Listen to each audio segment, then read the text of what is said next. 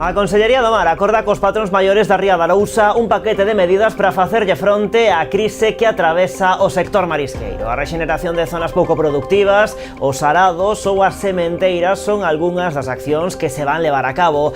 Medidas que o sector considera insuficientes para facerlle fronte á elevada mortaldade que está provocando perdas millonarias. Que tal, saúdos? Compromiso Outes e o BNG cargan contra o concelleiro do PSOE que lle vai entregar a alcaldía ao Partido Popular. As dúas formacións acusan a Caamaño de moverse por intereses persoais e traizoar a veciñanza que lle outorgou a súa confianza cando concorreu baixo as siglas do Partido Socialista. Acusan os populares tamén de aliarse cun concelleiro tránsfuga. O pleno para aprobar a moción e investir o novo alcalde vai ser o día 25. O Concello de Noia busca financiamento para a construción do novo centro de día previsto na Chaínza. Ademais da Consellería de Política Social, solicitará axudas nas convocatorias dos grupos de Acción Local Pesqueira e do Grupo de Desenvolvemento Rural. A instalación contará con 60 prazas e 15 adicionais da unidade de Alzheimer. Un televisor foi a orixe esta madrugada dun incendio nun edificio da Rúa Serra, en Pontevedra. O suceso obrigou a desaloxar todo o inmoble de 3 plantas e 6 vivendas. A pesar do susto, finalmente só houbo que lamentar danos materiais. A unitaria de Aios busca máis rapazada. A escola, situada no rural de Sanxenxo, conta con 13 pequenos. 5 deles van marchar en canto remate este curso, polo que no centro fan un chamamento ás familias da zona para que matriculen ali os seus fillos e fillas. Din que neste colexio a educación se vive doutro xeito, creando comunidades xa dende cativiños e con moito apego á contorna. E o recinto feiral de Pontevedra acollerá os días 22 e 23 deste mes a 60 Exposición Internacional da Camelia, un evento organizado pola Deputación de Pontevedra que amosará ao mundo a riqueza e enormes posibilidades da que está considerada como a flor das Rías Baixas. O programa deste ano inclúe premios para os produtores, obradoiros para a rapazada e degustación de té. Asuntos que imos tratar de contado aquí nas Novas do Día en Canal Rías Baixas. Comezamos.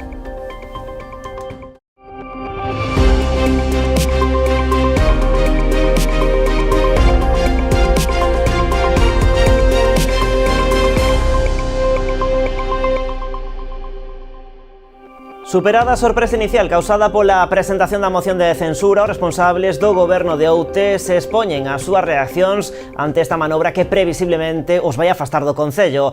O pleno para aprobar a moción e investir o novo alcalde vaise celebrar o día 25 deste mes. Aínda que lexítima, o alcalde de Outes considera incomprensible esta moción de censura e cualifica de pouco ética a maneira elixida polo PP para facerse coa alcaldía. Acusan os populares de aliarse cun concelleiro tránsfuga movido únicamente polo interese persoal e non polo ben común do Concello. O que amosa e o que indica esta moción de censura presentada polo único edil do Partido Socialista polo momento, xa que parece ser que vai ser expulsado o Partido Popular, en primeiro lugar,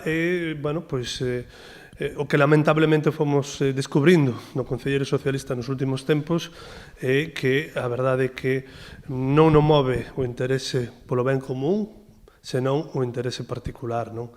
Esa é unha primeira cuestión, pero que tamén, no caso do Partido Popular, nos parece absolutamente incomprensible, en particular, non? Pois tamén retrata de alguma maneira, o portavoz do Grupo Popular, o señor Francisco Calo, quen podendo agardar a unhas eleccións para, chegar á alcaldía, prefire pactar con tránsfuga, o cal indica que calquera opción é válida para ocupar o poder, non?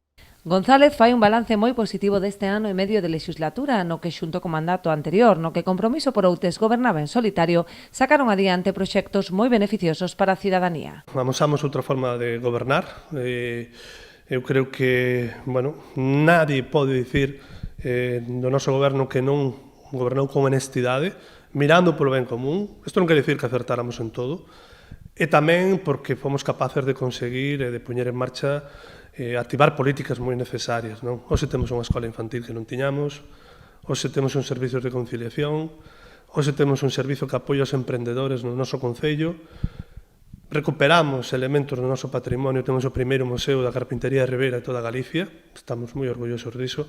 Fixemos varias actuacións en materia de humanización, sobre todo aquí na Vila da Serra, e algunhas están aínda facéndose, que eu creo que demostran outra forma de comprender o urbanismo e a integración dos espacios. Traballamos para mellorar o sistema de saneamento, pusemos en marcha a estación depuradora de aguas residuais que levaba décadas, nunca funcionou adecuadamente, seguimos invertindo en mellorar esa rede que tiña moitas deficiencias e sigue tendoas. En definitiva, creo que traballamos en moi distintos ámbitos. Eu creo que conseguimos cousas, estamos en ese sentido satisfeitos. Salvo sorpresa de última hora, o actual alcalde finalizará o seu mandato o próximo 25 de febreiro, cando se celebrará o pleno para debater a moción de censura no que será investido o novo rexedor. Bueno, o voceiro do BNG e aínda tenente de alcalde de Outes, Anxo Núñez, foi aínda máis crítico co concelleiro socialista. Acusou de venderse aos populares traizoando os votantes que lle outorgaron a súa confianza cando concorreu ás eleccións baixo as siglas do PSOE. É unha moción de censura da infamia, porque pode ser legal, pero nós non a consideramos lexítima, porque o que están é atentando contra o sentir maioritario da veciñanza que se expresou nas urnas no 2023. E nós entendemos que había esta persona tránsfuga que se presentou pola lista do PSOE, os votantes do Partido Socialista non o votaron para que fixera un pacto co Partido Popular. Calquera sabe que a xente que nos votou no 2023, unha das cuestións que era transversal era evitar volver ao pasado, evitar volver aos gobernos do Partido Popular que nos últimos 2 anos deixaron un goberno e un concello en completo abandono, con as infraestructuras totalmente ineficientes e que causaban un montón de problemas á veciñanza. E nós estábamos justamente traballando para arrasar ese tipo de cuestións. E foi polo que nos presentamos ás eleccións, para facer de Outes un lugar mellor e un lugar onde se iban a corrixir este tipo de circunstancias que nos viñan dadas.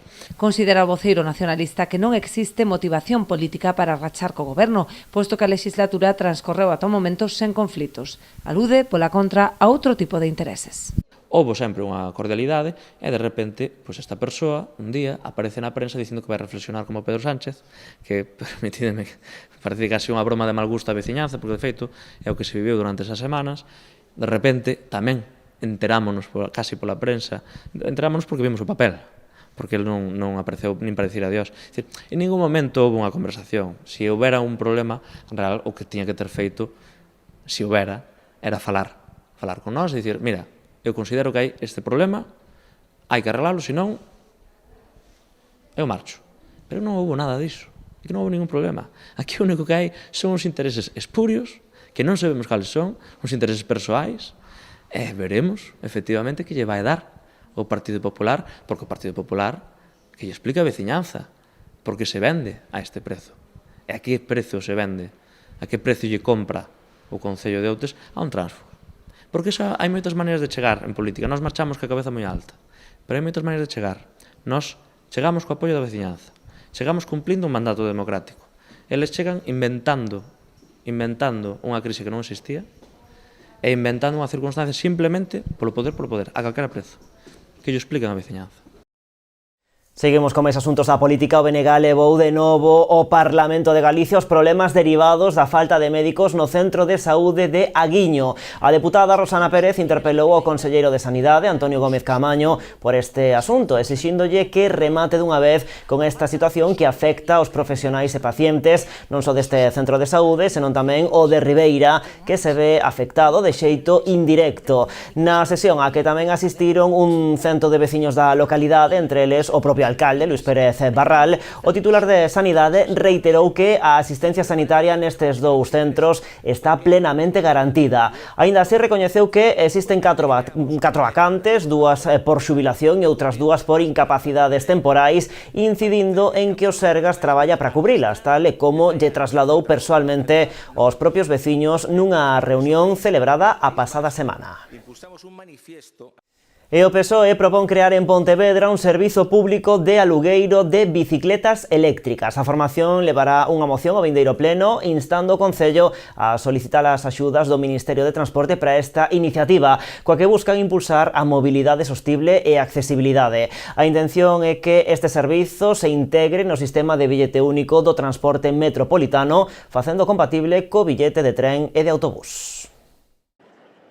Poñer en marcha un servizo público de aluguer de bicicletas eléctricas en Pontevedra é a proposta do Partido Socialista para fomentar a mobilidade sostible e accesible na cidade. Si nos entendemos que Pontevedra, co seu modelo urbano, ten unhas condicións moito mellores que calquera outra para impulsar aínda máis o uso da bicicleta con seguridade, pero o uso da bicicleta na cidade. E por eso, aprendendo das experiencias pasadas, que tiñan moitos erros, non? Pero atendendo a esos novos requerimentos de que as bicis son eléctricas, por tanto, máis manexables, máis cómodas, que as estacións teñen que estar a unha distancia non superior a 200 metros, por tanto, todo o mundo perto da súa casa vai poder ter unha estación para alugar bicicletas. Os socialistas levarán a medida ao vindeiro pleno. Será cunha moción na que tamén propoñen que o sistema de aluguer este integrado na tarxeta única do transporte metropolitano, facendo compatible cos billetes de tren e de autobús. Que cando unha persoa chegue a Pontevedra en autobús, poda baixar do autobús e co mesmo billete poda alquilar a bicicleta nesas estacións que tenemos repartidas por toda a cidade, ou cando un chega en tren, sobre todo no servicio de cercanías que se implantará neste ano 2025 e que aumentará con moito as frecuencias de trens en Pontevedra, pois que un baixe do tren e poda co mesmo billete, igual que xa fai co autobús, poder coller a bicicleta. En definitiva, que fagamos desa bicicleta un elemento fundamental de mobilidade dentro da cidade. O proxecto socialista contempla tamén a necesidade de desenvolver infraestrutura precisa para promover a mobilidade ciclista, creando carrís bici en determinados puntos da cidade. Temos un anel de circunvalación da cidade, como pode ser a Avenida do Uruguai, Bos Aires, o sea, todo o que Beiramar, xunto co acceso ás estacións de ferrocarril e bus a través de José Malvar Figueroa, cunha pendente moi pronunciada, o acceso a Monteporreiro, a conexión de Monteporreiro coa cidade tamén a través dunha pendente bastante pronunciada, ou a conexión con Poio, por exemplo, a través da Ponte da Barca, con Marín a través da autovía, que requiren, evidentemente, aí de facer espacios reservados para a bicicleta, vía carril bici, vías ciclables, como lle queramos chamar.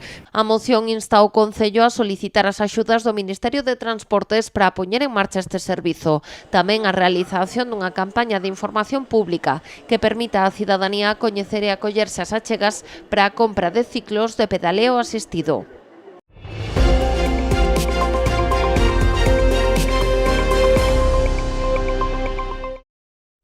A Consellería do Mar acorda cos patróns maiores da Ría de Arousa un paquete de medidas para facerlle fronte á crise que atravesa o sector marisqueiro. A rexeneración de zonas pouco productivas, os arados ou as sementeiras son algunhas das accións que se levarán a cabo, medidas que o sector considera insuficientes para facerlle fronte á elevada mortaldade que está provocando perdas millonarias.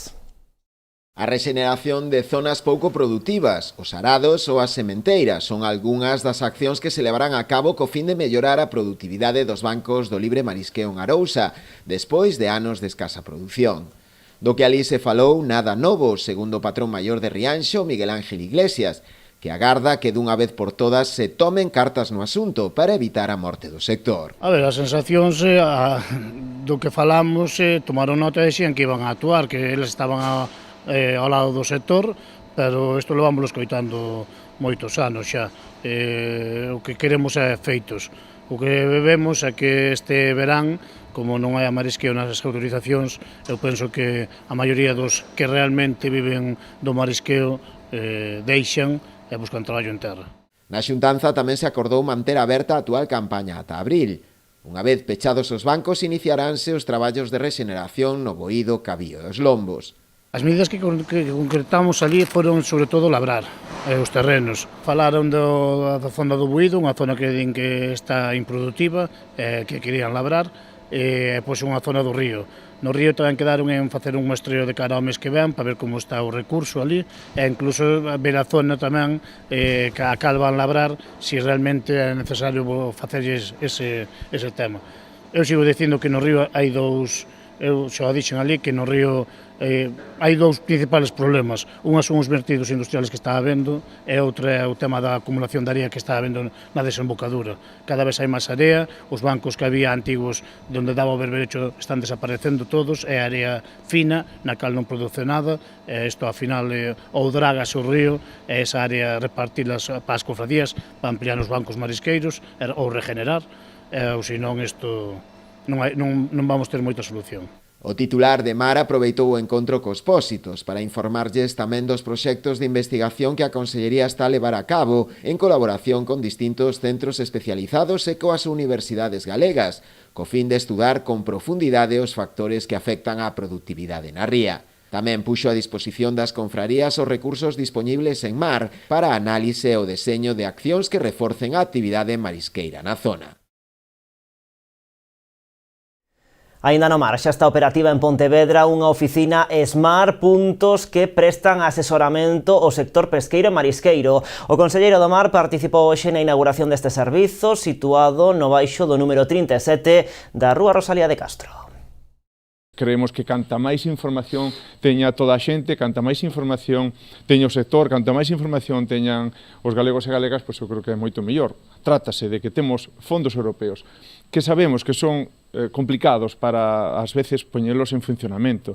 É unha legislación moi farragosa e, polo tanto, é imprescindible que a información esteña totalmente clara para que, cando seña o momento de presentar os proxectos e despois, desde a administración, teñamos que justificar eses fondos, pois esteñan o máis completo posible. Polo tanto, eu creo que unha proposta, unhas oficinas, que intentamos con elas axudarlle a xente que quere desarrollar estes proxectos e, sobre todo, que non perdamos ningún solo euro destes fondos europeos. Está previsto que os técnicos deste servizo se despracen polos diferentes concellos da área para facer obradoiros e organizar reunións informativas co sector. Nesta oficina tamén se ofrecerá información aos emprendedores doutros ámbitos que estean interesados nalgunha das convocatorias que se enmarcan nos programas do Fondo Europeo Marítimo de Pesca e Acuicultura que reserva para Galicia 366 millóns de euros. A de Pontevedra súmase a outras oficinas que xa están operativas en Vilagarcía, Ribeira, Vigo, Ferrol, Viveiro e A Coruña. Todas estarán coordinadas cunha oficina virtual en Santiago. Un televisor foi a orixe esta madrugada dun incendio nun edificio da Rúa Serra en Pontevedra. O suceso obrigou a desaloxar todo o inmoble de 3 andares e 6 vivendas. A pesar do susto, finalmente só houbo que lamentar danos materiais no piso no que se orixinou o lume. Foron os propios veciños os que deron a voz de alarma ao 112 Galicia, alertados ao ver que saía moito fume por unha das fiestras. Ata o punto trasladáronse os bombeiros da cidade que logo de localizar a orixe das lapas sufocaron o incendio e evitaron que se estendese a outros puntos do inmoble. Despois de ventilar e realizar as medicións correspondentes, os veciños puideron regresar ás súas vivendas. Ademais dos bombeiros, no operativo participaron as policías local e nacional e o 061. Foi simplemente un incendio nun televisor que ardeu, que provocou moito fume e iso fixo que houbese que desaloxar o edificio. Afortunadamente sin maiores consecuencias, únicamente houbo que atender que estaba ali unha ambulancia por se acaso, houbo que atender a unha persoa, unha muller de outra vivenda por inhalación de fume e por precaución, pero que xa nin tan sequera foi trasladada a ningún centro sanitario porque non foi necesario. Desaloxouse, ventilouse por parte dos bombeiros e realoxouse de novo a todos os veciños sin maiores consecuencias. Bueno, se vostedes son afeccionados ou amantes da camelia, saiban que xa temos data para a Exposición Internacional da Camelia, a edición número 60, que se vai celebrar en Pontevedra os días 22 e 23 deste mes de febreiro. Coñecemos máis detalles logo da publicidade.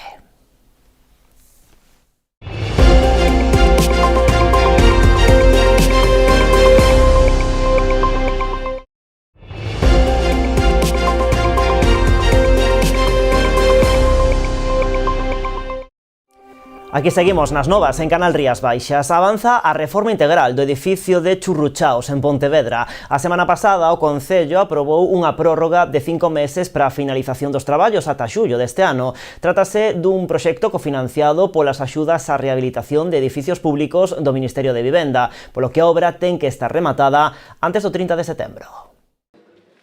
Converter o edificio dos Churruchaos nun espazo totalmente accesible e funcional é o obxectivo da reforma integral que se está a levar a cabo no inmoble. Que a obra vai a mellorar sustancialmente pois as condicións dos diferentes oficinas e despachos que había aquí e, por suposto, queda garantido unha vez que se introduce un ascensor neste edificio a accesibilidade universal para todos os veciños e veciñas. Os traballos avanzan a bo ritmo. Así as cousas, a semana pasada o Concello aprobou unha prórroga de 5 meses para o remate das obras. Segundo a nova folla de ruta, estarán finalizadas en xullo deste ano. Que se ralentiza un pouquiño máis a execución da obra ao necesitarmos permisos nas zonas colindantes con outras comunidades de propietarios, polo tanto se deu esa prórroga de 5 meses que vai ata xullo deste ano e recordar que esta é unha obra subvencionada por fondos europeos, polos PIREP, que debe estar executada e certificada a 30 de setembro deste ano. Trátase dun proxecto cofinanciado con fondos europeos polas axudas á rehabilitación de edificios de titularidade pública xestionadas polo Ministerio de Vivenda e a Axenda Urbana. Conta cun orzamento de 1,27 millóns de euros. Unha vez que se vayan pois rematando todas as obras, veremos como se reconfigura tamén o reparto de servizos e como se reubican os traballadores. En todo caso, sí que é un edificio que sirve de complemento perfecto ao edificio institucional da Casa Consistorial, que está rematada, e, polo tanto, traballaremos conxuntamente tamén nos servizos para que sexan máis cómodos, tanto para a nivel interno, para os traballadores, como para a veciñanza. Do custo total da obra, a empresa adxudicataria incluiu melloras por máis de 82.000 euros. Consistirán na dotación do mobiliario e de outros elementos. E visita do delegado da Xunta en Pontevedra a Gráficas Salnés. Agustín Reguera achegouse ás instalacións da empresa situadas no polígono Cambadés de Sete Pías. A compañía investiu no último ano máis de 3,7 millóns de euros para triplicar a súa capacidade produtiva. Gráficas Salnés produce uns 50 millóns de envases cunha facturación que rolda os 11 millóns de euros. Os responsables da empresa destacaron hoxe o crecemento vivido pola firma nos últimos anos, grazas tamén ao apoio da Administración Galega a través de axudas do IGAPE. Pola súa banda, o delegado da Xunta puxo en valor o traballo que desenvolve a empresa, xerando máis dunha trintena de postos de traballo. Es una empresa pionera en el sector del packaging de lujo en Galicia. Hemos crecido muchísimo en los últimos años. Hay que agradecer también y significar las ayudas que en su momento el IGAPE nos ha prestado en la adquisición de alta tecnología.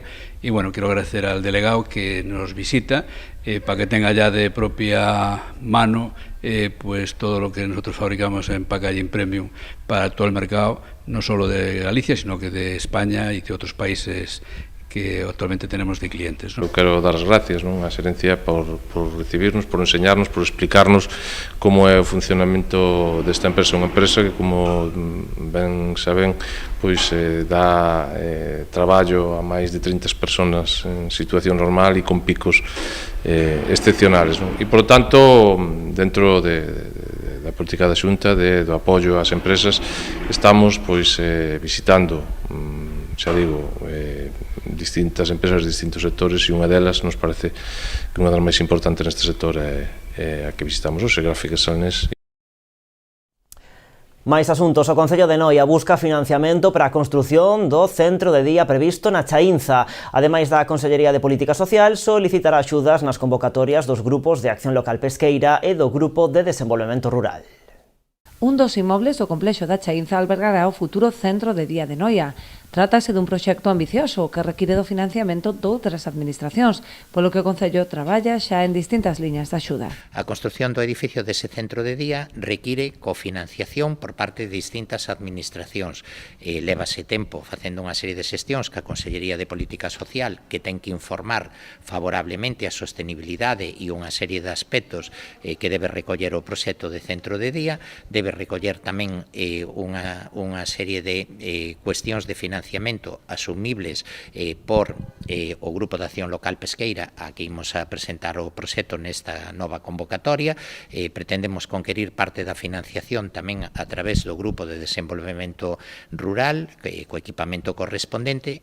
O centro de día, que contará con 60 prazas e 15 adicionais na unidade de Alzheimer, estará conectado coa factoría da Mocidade, compartindo algúns espazos multiusos para optimizar recursos. O obxectivo final é habilitar un edificio para a Mocidade e habilitar outro edificio para o centro de día, aínda que estarían conectados e determinadas actividades, pois os usuarios do centro de día podían facer uso en momentos puntuais das dependencias relativas a digamos, multiusos ou as dependencias relativas a ese uso compartido.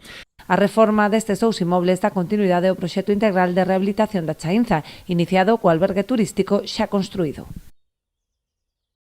Falamos agora da nosa lingua. A Deputación da Coruña destina €500.000 á contratación de persoal técnico de normalización lingüística en 25 concellos da provincia. Entre os municipios beneficiarios figuran os de Ribeira, Boiro, Outes e Muros, que percibirán axudas de entre 18 e 20.000 euros. A deputada responsable da área de normalización lingüística, Solagra, destacou a importancia desta convocatoria, posto que permite ás administracións locais contar con persoal técnico que non só mellora a calidade lingüística das comunicacións dos concellos, senón que tamén deseña programas de dinamización e accións concretas para promover o uso da lingua galega entre a cidadanía. E o Correlingua fai neste 2025 25 anos e o vindeiro 29 de maio pasará por Pontevedra. A Alameda será o espazo que acollerá a festa desta actividade como remate dunha carreira que encherá de rapazada as rúas da cidade. É imprescindível cambiar o rumbo que ten a lingua galega neste momento. Hai que derrogar o decreto da vergoña, hai que cambiar a lingua no ensino e hai que cambiar a lingua na mocidade. A mocidade ten que sentir que é necesario que utilice a lingua propia do país. E ademais, o Correlingua eu creo que revela algo realmente moi importante, que é que se o ensino neste momento non está resultando un elemento galeguizador e un espazo no que a mocidade poda sentirse libre de utilizar a nosa lingua, non é por culpa dos profesionais e das profesionais que ali traballan, que participan nesta actividade e noutras moitas para intentar, como decía, cambiar ese rumbo.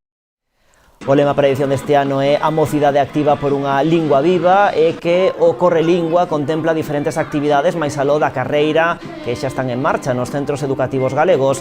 Son, por exemplo, Regueifando, coa creación dunha gran regueifa colectiva entre os centros, Desata a Lingua, con obradoiros de escrita creativa, ou os concursos Crea Lingua e Canta Lingua, que animan o alumnado á creación artística en galego. A inscripción para os centros de ensino que teñan interese en participar abrirá a principios da próxima semana na web correlingua.gal. A unitaria de Aios busca rapazada. A escola, situada no rural de Sanxenxo, conta con 13 pequenos. 5 deles van marchar ao rematar este curso, polo que no centro fan un chamamento ás familias da zona para que matriculen ali os seus fillos e fillas. Din que ali naquela escola a educación se vive dun xeito diferente, creando comunidades xa dende cativiños e con moito apego á contorna. Cada día é unha aventura nesta escola de educación infantil de Aios. Nesta unitaria de Sanxenxo estudan e medran como persoas 13 alumnos de 3 a 5 anos, pero ao rematar este curso, 5 deles xa terán que ir ao cole dos maiores. De cara ao curso que ven temos matrícula, pero en cada de 3 anos temos medo que o cole poda pechar. Entón estamos intentando que as familias coñezan o cole e que se animen a traer os seus nenos e nenas aquí. No centro fan un chamamento ás familias da contorna para que aposten polo modelo educativo que se ofrece neste tipo de escolas. A continuidade do centro a curto prazo está garantida porque superan con creces o mínimo de 5 exixido pola Xunta, pero aquí xa están pensando no que pode acontecer dentro de 3 anos. Porque nesta promoción de 3 aniños entraron 6, que o que necesitamos para que o cole siga aberto. Entón, dentro de 3 anos, eses 6 márchanse. Entón, temos un pouco de medo de que se non entran nenos, que poida cerrar a escola. Esta unitaria leva máis de 40 anos aberta. Por aquí xa pasaron os avós e as avoas e os pais e as nais, como Andrea, alumna noutrora, que agora ten aquí escolarizada a súa filla. É un cole adaptado ás familias. Nós, como a miña frase é, somos máis que un cole, somos unha familia. Eu podo vir ao cole cando me apetece, preguntándolle á profesora, veño, estou con eles, podo facerlle talleres, levos de excursión, temos animales, enséñolle. Eu a verdade que paso moito tempo aquí cos nenos. Porque aquí a educación vívese doutro xeito, creando comunidades xa dende cativiños con apego á contorna e o medio que nos está vendo medrar. Sempre traballamos de maneira manipulativa, e enfocámonos tamén na atención individualizada e personalizada de cada neno e tiramos tamén moito do contacto coa natureza, destacando tamén a colaboración coas familias. Aquí as familias poden vir cando queiran, eles invítanos a pasar o día nas súas casas, coñecer animais, facer saídas. As familias semestra aproveitan para convidar as familias da contorna, mesmo de parroquias próximas ou concellos lindeiros, a que se acheguen ata ellos para ver como é o día a día no cole. Están convencidas de que despois de coñecer o espazo non terán dúbidas en matricular aquí os seus pequenos. Entrar e ver a teu fillo feliz con unha sonrisa que está na casa coas súas zapatillas, de feito eles preparan a súa merenda, que se animen e que veñan a conocer o colexio, que non se van a arrepentir. Por estar no rural non significa que teñamos menos educación e menos maneiras de enseñar aos nenos. Conocen outro estilo de colexio. Romina leva aquí 3 cursos, namorada do rural e da escola, di que vai a por todas. Mentres non peche, que oxalá que non peche, continuarei aquí luchando pola escola. A de Aios é a derradeira unitaria que segue operativa en todo o concello de Sanxenxo. E o recinto feiral de Pontevedra acollerá os días 22 e 23 deste mes a 60 Exposición Internacional da Camelia, un evento organizado pola Deputación de Pontevedra que amosará ao mundo a riqueza e enormes posibilidades da que está considerada a flor das Rías Baixas. O programa deste ano inclúe premios para os produtores, obradoiros para a rapazada e degustación de té, todo nun evento que o organismo provincial quere converter nunha festa arredor da Camelia. Unha verdadeira festa da camelia que exportamos para o mundo inteiro. Así definía esta mañá o presidente da Deputación de Pontevedra a filosofía da 60 Exposición Internacional da Camelia, un evento que organiza o organismo provincial e que vai ter lugar os días 22 e 23 deste mes no recinto feiral de Pontevedra. Vamos a pola 60 edición, porque isto foi un certame que comezou alá polo ano 1965, impulsado pola Diputación e que logo foi rotando polos concellos de Pontevedra, Vigo e Vilagarcía.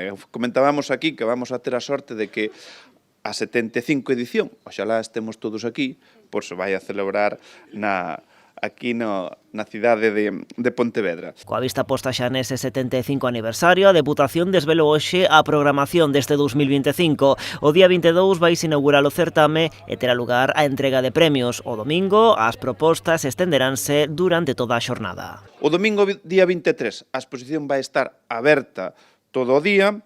Pola mañán vai haber obradoiros e xogos para o público infantil de máis de 3 anos. Ás 11 vai a ter lugar a degustación do té de camelia. Té como o que degustaron hoxe na presentación que organizaron na finca da Estación Fitopatolóxica do Areiro. Dende ali, onde florecen cada ano máis de 400 variedades de camelia, o presidente provincial reivindicou o valor desta flor como atractivo turístico para os 61 concellos da provincia. Un evento tamén para amosar con orgullo un dos símbolos da nosa riqueza, diversidade ambiental, e tamén para amosar o froito do traballo que realizan todos esos produtores de camelias que teñen os seus xardíns feitos unha auténtica maravilla, donde a raíña pois é a camelia, e por suposto tamén para amosar o excepcional traballo que realizades aquí desde a finca de Areeiro. Na provincia de Pontevedra están contabilizadas máis de 1.500 variedades de camelia. Pois así, coa camelia, coa flor das Rías Baixas, despedimos hoxe o tempo das noticias aquí en Canal Rías Baixas. Máis información na nosa página web, canalriasbaixas.com, e tamén nas nosas redes sociais. Como sempre, graciñas por estaren aí.